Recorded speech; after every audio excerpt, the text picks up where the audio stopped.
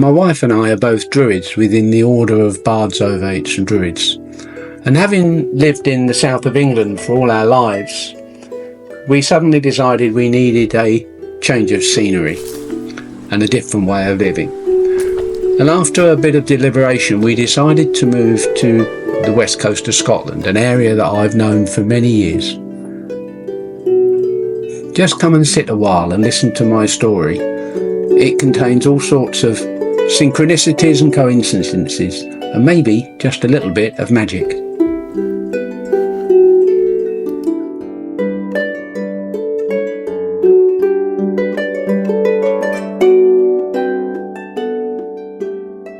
Initially we lived on a small island for 3.5 years, and the circumstances of ending up there were very much subject to Druid magic, really. What is Druid magic? In the modern world, we really are fairly sceptical about that word, magic. But in the Druid sense, we consider magic the ability to manifest something in this world that might not otherwise happen.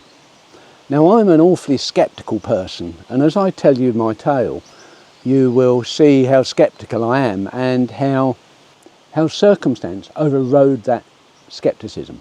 Now, what I'm going to tell you, you might just think is just mere coincidence. You might step up from that and say, oh, synchronicity.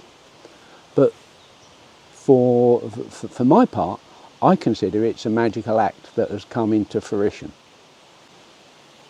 If I refer back to January 2014, all of a sudden my wife and myself found ourselves without any responsibilities.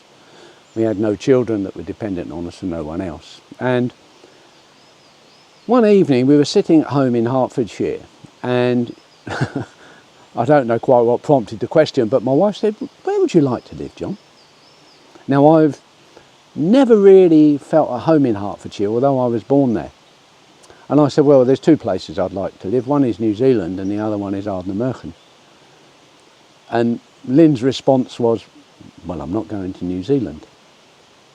We're both members of the order of Bards, Ovates and Druids, and one aspect of being a member of that order, and one of the things we're encouraged to do, is to celebrate the changing seasons of the year. And we actually have 8 festivals that we celebrate. And I'll talk more about that possibly in a subsequent episode. But in this instance, it was coming towards the end of January 2014, and the next festival coming up was Imbolc. Because it's a time when life is returning to the land, the sun is starting to come up above the horizon a bit higher, the air is often starting to warm a bit, it's also a very good time to start new projects. So where does Druid magic fit into this? Well, when we celebrated our ceremony, which was on the 2nd of February, we printed out a map of the area where we were hoping to find a home and where we were hoping to go and live. We then buried that with seeds as part of the ceremony, actually planting that intention, and that's the key to it, planting that intention within the ground. So in early March, I started contacting estate agents in the area to see if there are any long-term lets available. And I also emailed the estates in the area. There's the Ardnamurchan estate, which is very near to where we are. There's the Ardtornish estate to the south. There's the Shiel estate to the north. And these estates often have houses that sometimes used for staff, sometimes they're let out as holiday homes, and at other times they're just left empty. And we were open to whatever was on offer. But there was nothing available, nothing. Nothing came up. I phoned up village shops trying to get in on the local gossip of who was moving, who was leaving, what might be coming up. It just drew a blank. And then one day I chanced upon a website, something I hadn't thought of at all. And that website was ilanshona.com. You'll see that in the link below. Now, Ilanshona, Ilan means island, and it was a small island in Loch Moidar, and Over the years, I've visited Ardnamurchan many times, and I've stood down on the beach at a place called Castle Turum and looked across at that island and never really thought much about it. But there was this island with holiday cottages available, and I sent off a speculative email, and in it I basically told them what I was looking for and that I was looking for a 2-year let, fixed term, and asked if they were interested. And within a surprisingly short time I got a message back that said, might be. As with any negotiation, there was quite a lot of back and forth, and what was on offer was a small cottage that was 2 miles from the jetty on a rough track.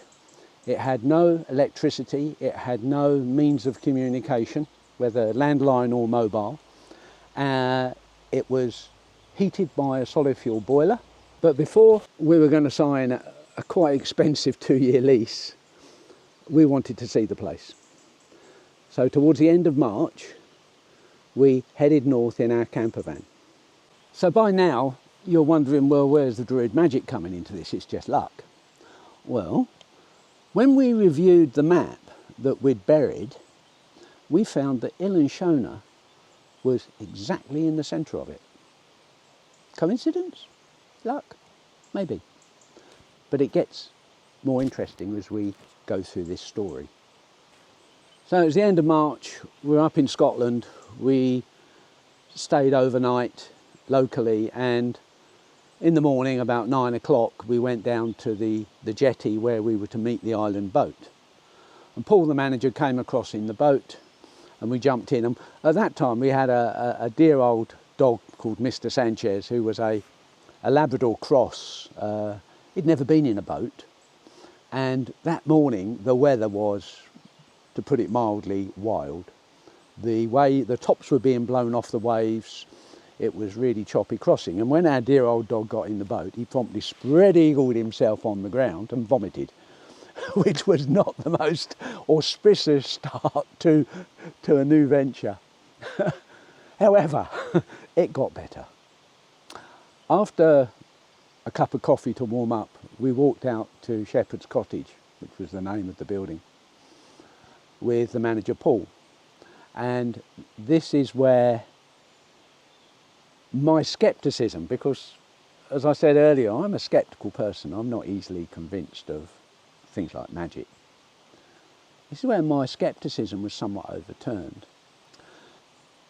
So I'm inside the cottage looking around with Paul. Sanchez was having a sniff around the corners, took a few photographs, and then all of a sudden my wife Lynn starts making excited calling noises, and we went outside. Now the location of this cottage was spectacular. It had the most wonderful view of the islands of Egg and Rum, but immediately in front of the door and in front of the cottage, looking out to the islands, there was a large lump of rock that just came out of the ground. It's what is referred to as living rock. It wasn't a boulder, it was part of the bedrock coming out the ground. And Paul and I sort of came out rather startled and sort of stood there a little bit nonplussed. And then my wife started pointing at this rock.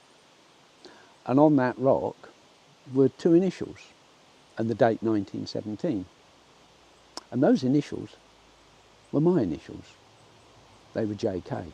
My name, which I haven't probably mentioned before, I don't know, is John King. So if that is not confirmation that that was a place for me to live for a while, then I'm not sure was.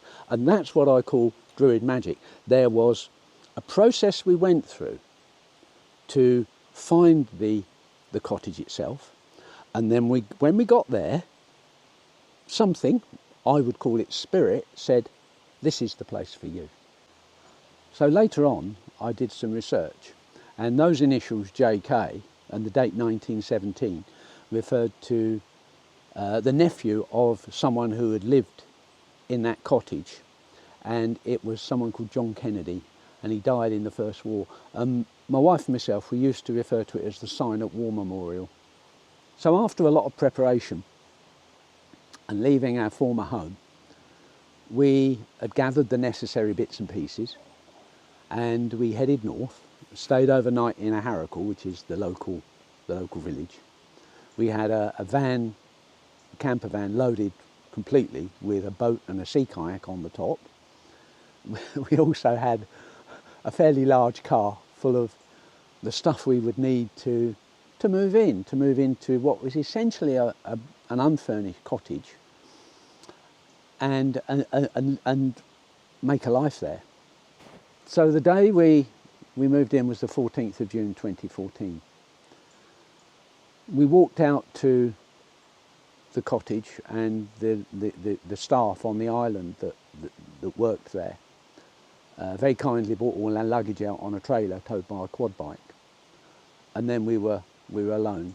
And as we walked up to that cottage, we walked past the ruined schoolhouse, which was next door, a few hundred yards away, and a sea eagle was floating over the mountain that lies to the south of where we were to live. We walked around the corner of the cottage, and there was this magnificent view of Egg and Rum on the horizon, with the sea and all the colours and shapes of the sea in front. Just a breathtaking location. Shepherd's Cottage was to be our home for 4 summers and 3 winters. And that first summer we had, I think it was about 6 weeks of glorious weather. Our water used to come off the hill, just hill water that collected in a tank and went into the house. And that managed to keep going, which was very useful, even despite the drought. But we settled in there fairly quickly and acquired ourselves a quad bike to get back and forth to the jetty. So began our first year on the island. It would be very easy to idealise it and make it all sound fantastic. And it was. We fell under the spell of the island.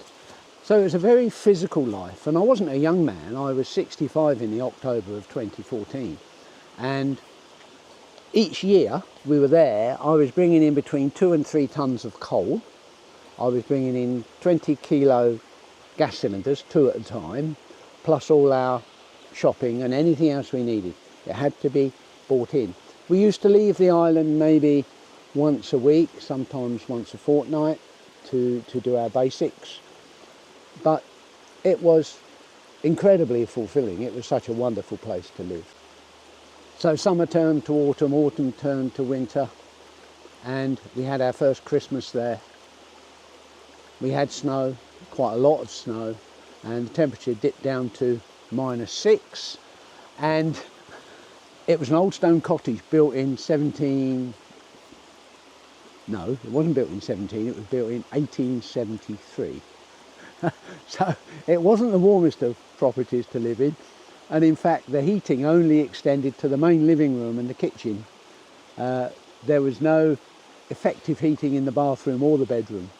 We'd been there just over the year, and we'd really fallen under the spell of the island. And we realised that with less than a year to go, we really didn't want to leave. So the owner was a very approachable person, and I renegotiated the lease. And because I renegotiated the lease and I had a longer period on the island, it made it practical for me to buy a bigger boat. There's a story there somewhere, I know. This gave us much better access. But even though the access was improved, it was still hard work. I used to have to row out to the boat and then teeter off a small little dinghy into the boat. And this was fine when the weather was calm, but when it was stormy or pouring with rain or cold, then sometimes that was quite challenging. On the mainland side, we had the facility of what's known as a running line. The boat is actually looped onto a rope that goes out to a buoy in deep water. And so when you want to get into the boat, you have to draw it in towards the shore and then make your way down the sea wall. Now, this particular picture, which was shot on an iPhone some years ago, at that particular time the tide was high. So I only had a few feet to go down to get onto the boat. But the tidal range here was up to 5 metres. So on occasion, I was scrambling down a sea wall in a stormy weather onto a boat a matter of 12, 15 feet. So again, it wasn't an easy option. But once the boat was off the running line, I used to have to negotiate the actual ropes that were around the area and make sure they didn't foul the prop, start the engine, and then it was a question of motoring round to the jetty.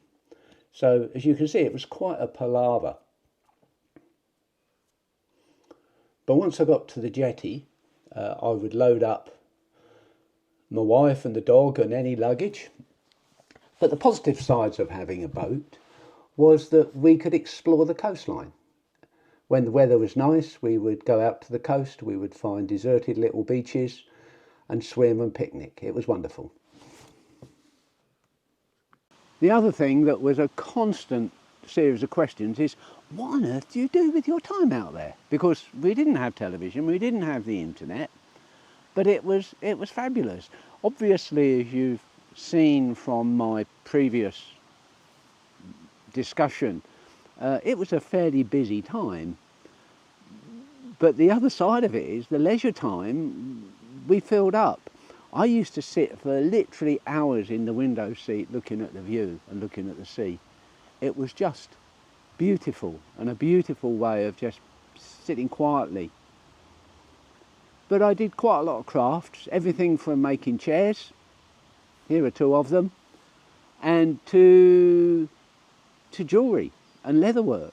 My wife used to weave and paint, and then of course there was music. We both play instruments. She plays the harp, I play the guitar and the whistle, and when I was playing, sometimes even our dear old dog Mr. Sanchez would join in with a discreet, or sometimes not so discreet, howl. So 1 year rolled into 2, 2 years rolled into 3, and as we came into the 3rd year, it became apparent that the owner of the island wanted to do things a bit differently. So we began to look for an alternative place to live. We'd lived here by that time for 3 winters and 3 summers. And we got to know local people. We'd felt welcomed into the area. But again, it was a question of finding somewhere to live. It's not easy. It's not easy up here. Properties are snapped up very quickly. They go for inflated prices to be used as holiday cottages or holiday lets, second homes. So we had a number of false starts. We knew that the best way to do it would be by a personal contact. So again, in February 2017, when it was Imbolc and we were celebrating the Imbolc festival, we set an intention.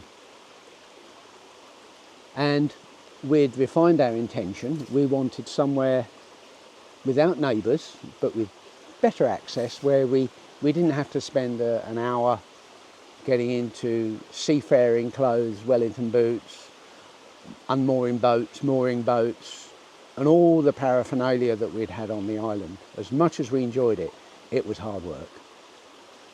By that time, I was approaching my 68th birthday. And again, there was disappointment. There were false leads, there were starts, there were opportunities that never manifested. And then one day my wife came to see her herbalist. And her herbalist, Tim, lives on the Ardnamurchan Peninsula. He was about 8 miles as the crow flies from the island, which translates to about the best part of an hour in the car because of the circuitous nature of the narrow roads. So we turned up at Tim's house, and after the consultation we were chatting, and he said, "I'm selling my house." Now, I wasn't particularly keen initially on the house because I knew the type of building it was, and it had been neglected for some years prior to Tim buying the property, and whilst he'd done some small improvements, he hadn't had the knowledge or the skills or the means to actually really do what was required for this house. So initially I was, I don't know. He had a few other leads on buying a property, but they didn't come to anything. And then in May of 2017, my wife came for another appointment with Tim the herbalist, and I said, do you mind if I look around? And he said no. So I wandered up the garden, which is the view behind me, and the trees are all coming into leaf. The bluebells carpeted the hill, the floor behind me and the ground where it rises steeply. The burn, which is to my side here, was bubbling away and singing its song. And I thought, what's wrong with you, John? And so after the consultation, I shook his hand and bought the house. And that's where we are now. And again, you might say, well, where's the magic in that? Well, we set the intention. We knew what we wanted. We've got a house that is probably 300 yards from neighbours either side. So we've got a remote location. We've got probably 100 square miles and more of open hillside behind us, just up the top of the garden. And yet out the front, we've got access to the road. So we can go out of the house, jump in the car, and if we need to go to the shop or need to go to town, which is 50 miles distant, it's much easier. So you decide, luck, sheer coincidence in all those instances, particularly the initials outside Shepherd's Cottage. It's trillions to one that they were my initials. Trillions to one. If there's any mathematicians out there, it's 26 to the power of 26 times 2, because it could have been KJ rather than JK. So is it synchronicity, or is it more than that? Was there something saying this is the place that you're to live? And it was the most wonderful place for both of us to spend the time we did.